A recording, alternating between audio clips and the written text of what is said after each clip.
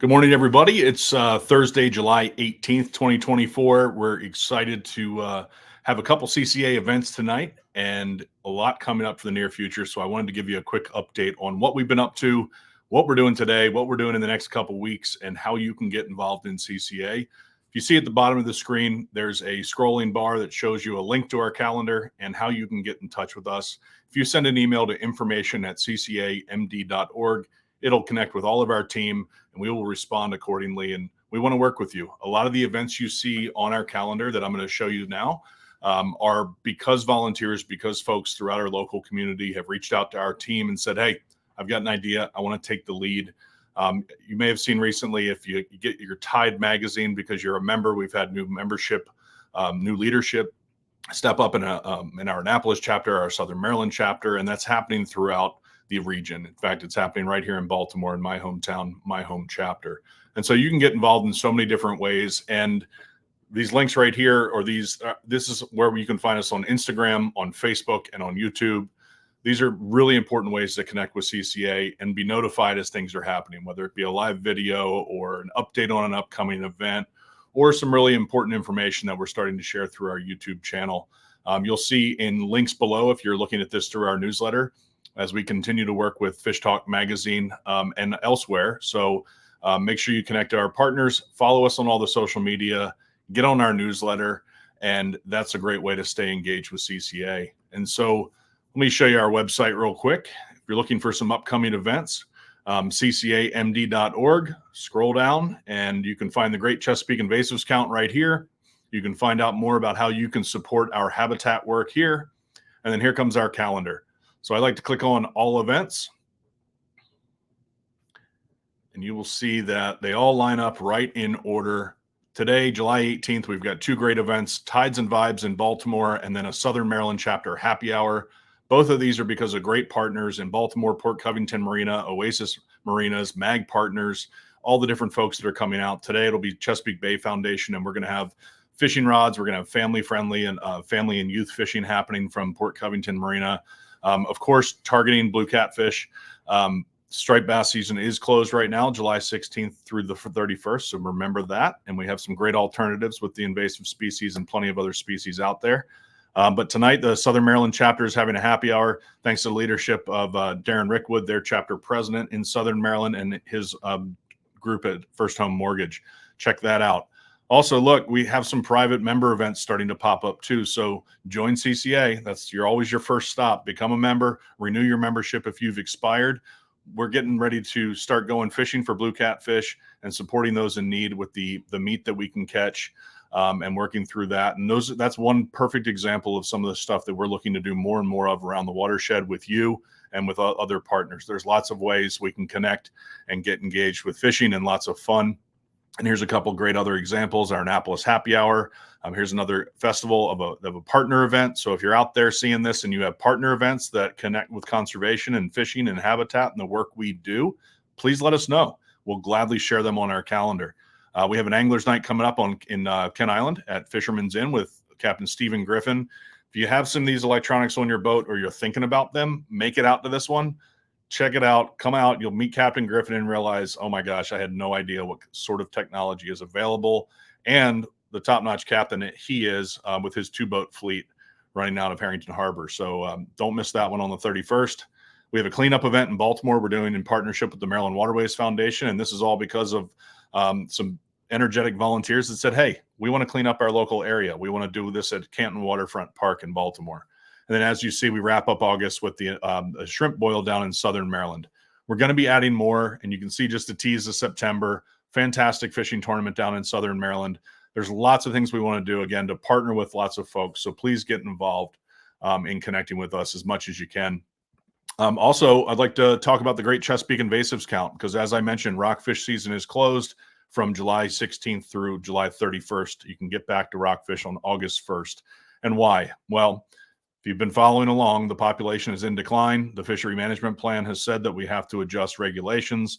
And each October, the Atlantic States Marine Fisheries Commission gets a stock assessment update to better understand where the population is, what pressure we're putting on it looking backwards, and how we can adjust regulations moving forward to meet the fishery management goals.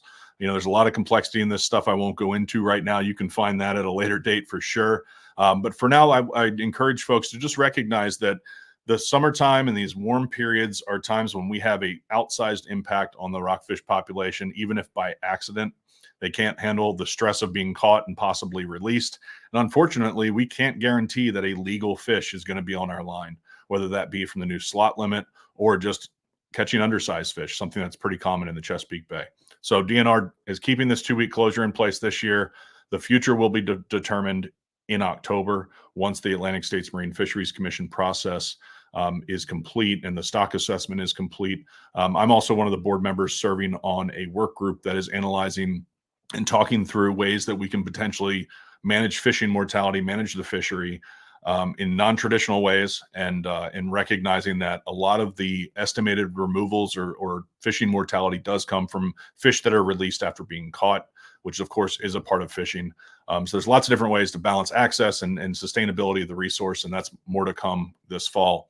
In the meantime, the best thing that you can do is go out there and catch blue catfish. The Great Chesapeake Invasives Count focuses on all 3 of the invasive species that are here in Maryland. The aquatic, fish, of course, the blue catfish, which is by far the most pervasive. It's everywhere in the watershed and readily available in multiple sizes. You can catch them fishing just like you're fishing for perch. Folks will throw things like a chunk of chicken on there with some Kool-Aid in it. I do that. Some hot dogs, but just cut bait on a circle hook is the way you're targeting blue catfish. Get out there, check out the stuff on Fish Talk, go talk to your local tackle shop and catch some, especially during this closure, but also throughout the year. 365 days a year, no bag limit, no size limit, and they taste great. These are different than typical catfish, especially those that are raised in farms and fed, fish food. These are out there eating through the ecosystem, which is why they're so dangerous. And we need to really connect and eat them because they're going to taste like what they eat, things like blue crabs. So get out there and catch those fish. Flathead catfish continue to spread throughout the watershed as well. They live in the more rapid rivers, places like the Susquehanna and the Potomac. And so get up there and check them out. They definitely have an impact on things like the smallmouth bass and a lot of the native fish that we have in our rivers, which are impacted, some that you don't necessarily think about, the small stuff. And so it's really important that we better understand the impact flatheads have. And hey, they're great to catch. They're really good to eat as well. Both these catfish don't have a high yield rate and a lot of meat on their bodies compared to their body size, but they are fantastic to eat. And again, no limits. Speaking about meat, well, a snakehead is also a fantastic fish to bring home for some meat. And once you clean one, you'll realize, oh my gosh, there's a lot of meat here, and it's nice and white and takes on lots of different flavors. And so you can do lots of things with it. I know that the snakehead has now been renamed the Chesapeake Chana as a common name. I get asked about that a lot. And hey, whatever it takes to have people better understand that this is a resource they can utilize, whether it be to go fishing for it or take it home, we're encouraging you to bring them home. There's lots of debate about whether or not they impact our ecosystem or not, and I'll leave that for all of you to figure out. For now, we're here to promote catching them, reporting their catch through the Great Chesapeake Invasives Count, and you choose what you do with them. Just never move these fish around. So while the rockfish season is closed, starting 2 days ago and through July 31st, we've got a brand new component of the Great Chesapeake Invasives Count. So every single month on Live with Lenny, we give away prizes, and we are able to draw those winners, give them to Zach and Lenny, and folks get these prizes. They pick up at All Tackle or are fulfilled through All Tackle through the mail. Well, we're adding more prizes because we want folks to be aware of the impact they have on rockfish, the fact that we're going to leave them alone for 2 weeks. Let's go out and get catfishing. Do it on a charter boat. Do it on a shoreline. Go anywhere throughout our state to catch these fish. And the 3 people that catch the most blue catfish throughout the invasives count for the next 2 weeks, top 3 winners, person with the most fish gets to pick their prize first. Second most fish picks their prize second. Third most fish gets the third prize. And these are all top-notch products from Engel Coolers, the 80-quart high performance, the 50-quart high performance, and then the backpack cooler, which is fantastic. Every fisherman that's taking fish home or even just keeping their drinks cold needs this outfit. So 3 of you are going to win, and we will draw the winner for this one on Live with Lenny on August 1st. And so, what are you going to do with these fish once you keep them? ChesapeakeBlueCatfish.org is a website that was created by the Chesapeake Culinary Center and our great friends over there. Kudos to Beth for spearheading this work.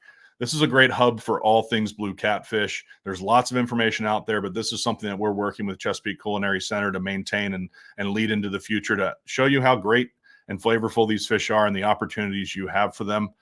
Quick tip, this is with all fish you catch. Cut the gills, let them bleed out as you put them into the ice or before you put them in the ice. It's going to just up the quality of these fish, and you're really going to enjoy them. So stand by for more information on how we can go out and catch these fish, how to cook them, all these types of things. We've got a lot on deck.